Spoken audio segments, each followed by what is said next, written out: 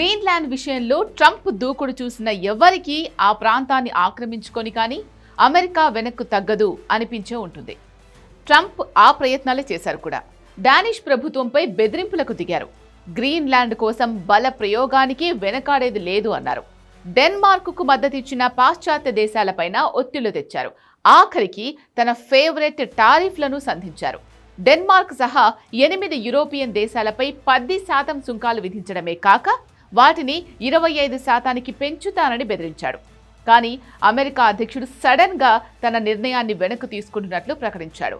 Davos వేదికగా Greenland స్వాధీనానికి బల ప్రయోగం చేయబోమని ప్రకటించిన ట్రంప్ యూరోపియన్ దేశాలపై సుంకాల నిర్ణయంపైన వెనక్కు తగ్గారు. కానీ సడన్ గా ట్రంప్లో ఈ మార్పు ఎందుకొచ్చింది?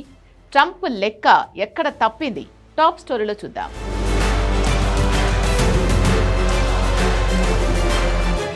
గ్రీన్లాండ్ కేర్ ఆఫ్ గా అమెరికా యూరోపియన్ యూనియన్ మధ్య దూరం పెరిగిన వేళ ట్రంప్ చేసిన ప్రకటన ఇదే. నాటో సెక్రటరీ జనరల్ మార్క్ రుట్టెతో చాలా ఫలప్రదమైన చర్చలు జరిగాయి. గ్రీన్లాండ్ ఆర్కిటిక్ ప్రాంత భవిష్యత్ ఒప్పందానికి ఫ్రేమ్ వర్క్ రూపొందించాం. ఇది కార్యరూపం దాల్చితే అమెరికాతో పాటు నాటో మిత్ర దేశాలకు కూడా ప్రయోజనకరంగా ఉంటుంది. అందుకే సుంకాలపై నిర్ణయాన్ని వెనక్కు తీసుకుంటున్నాం. ఫిబ్రవరి 1 నుంచి అమల్లోకి రావాల్సిన టారిఫ్లని విధించడం లేదు అని ట్రంప్ పేర్కొన్నారు. ఈ ట్వీట్లోనే గోల్డెన్ డోమ్ నిర్మాణాన్ని ప్రస్తావించారు. గోల్డెన్ డోమ్ నిర్మాణంపైన చర్చలు కొనసాగుతున్నాయని ఉపాధ్యక్షుడు జేడీ వాన్స్, విదేశాంగ కార్యదర్శి మార్కో రూబియో, ప్రత్యేక రాయబారి స్టీవ్ విట్కాఫ్లు దీనికి సంబంధించిన కీలక చర్చలు జరుపుతున్నారని ట్రంప్ తెలిపారు. అయితే ఈ ప్రకటన వెనుక చాలా పెద్ద కథే నడిచింది. అమెరికాకు రియాలిటీ ఏంటో తెలిసొచ్చేలా చేసింది అదే. It is essential, friends. History teaches us a simple truth. Appeasement does not bring peace. It invites more aggression. And this would only embolden Trump and invite further, increasingly reckless demands. EU దేశాలపై సుంకాలు విధించడం లేదు అని Trump ప్రకటించిన కొన్ని గంటల ముందు European parliament నుంచి వచ్చిన ప్రకటనే ఇది. అమెరికాతో జరగాల్సిన వాణిజ్య ఒప్పందాన్ని నిలిపివేస్తున్నట్లు ప్రకటించారు. అలాగే సుమారు 108 బిలియన్ల విలువైన అమెరికా వస్తువులపై కౌంటర్ టారిఫ్స్ విధిస్తామని హెచ్చరించారు. ఆ వెంటనే అమెరికా స్టాక్ మార్కెట్లు రివర్స్ గేర్ వేయడం మొదలైంది. కథ ఇక్కడితో అయిపోలేదు. దావోస్ వేదికగా అగ్రరాజ్యమైతే ఏంటి అంటూ ఎదురుదాడికి దిగాయి. ప్రపంచ ఎకనామిక్ ఫోరం సాక్షిగా ట్రంప్ మీదున్న కోపాన్నంతా చూపించారు యూరోపియన్ లీడర్లు.